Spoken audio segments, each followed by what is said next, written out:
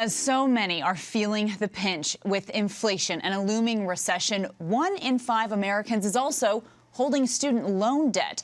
So joining us now is a Pulitzer Prize-winning journalist and author, Will Bunch, and his new book, After the Ivory Tower Falls: How College Broke the American Dream and Blew Up Our Politics and How to Fix It. It takes a holistic look at the variety of issues plaguing our university system. Will, thank you so much for joining us. Yeah, Kayna, thanks for having me. I really appreciate it.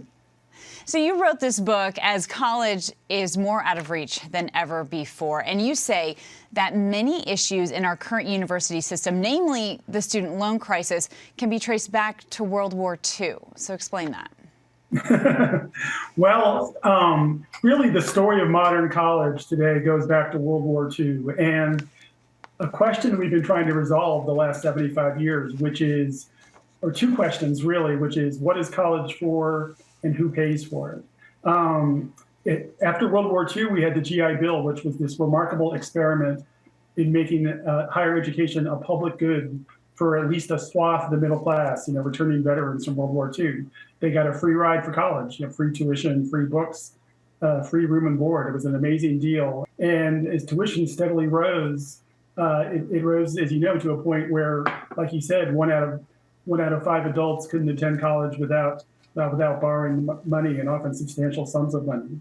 And the thing is, to really succeed in this economy, most job recruiters are looking for that credential of a college diploma, and right. So people feel they have no choice. They have to make this gamble of borrowing the money for college, or the alternative could be worse.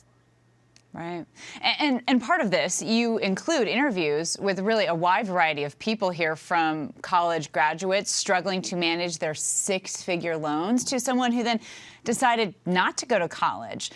They decided to work in a factory. So what similarities do those people have that chose those different paths, and what was the most surprising to you? I would say the similarity that people need to focus on is we're all dealing with the effects of a system that we decided 40 or 50 years ago is a meritocracy. And by that I mean, we believe in the value that education is available to all people, but it's up to you to make the most out of that opportunity. People who don't have college degrees in this system, and remember, you're talking about 63% of the American people do not have a bachelor's degree.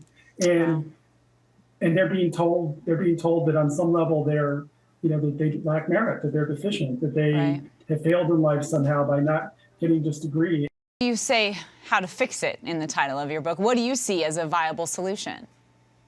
Nowadays, getting education after age 18, and it doesn't have to be, in a university classroom. It could be a trade school. It could be an internship. It could be a gap year of mandatory national service at age 18. But I think these opportunities for our young people should be a public good, that we should, that America, the richest nation on earth, can dig down and find the money to make this a priority more than maybe some of the other things we've made priorities over the last 40 years. Right. So you think the government, do you think they can tackle this issue? President Biden, of course, has an upcoming key decision on student loans.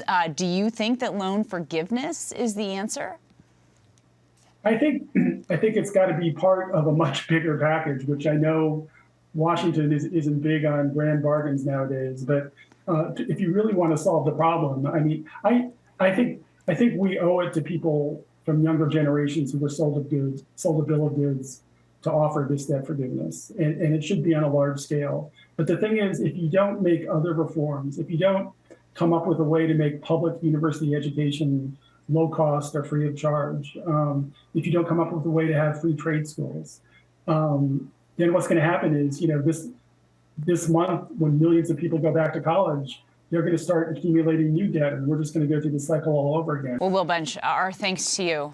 Thank you so much for joining us. Kayna, thanks so much for having me. I really appreciate it. Yeah, and his new book, After the Ivory Tower Falls: How College Broke the American Dream and Blew Up Our Politics and How to Fix It, is available wherever books are sold. Hi, everyone. George Stephanopoulos here. Thanks for checking out the ABC News YouTube channel. If you'd like to get more videos, show highlights, and watch live event coverage, click on the right over here to subscribe to our channel. And don't forget to download the ABC News app for breaking news alerts. Thanks for watching.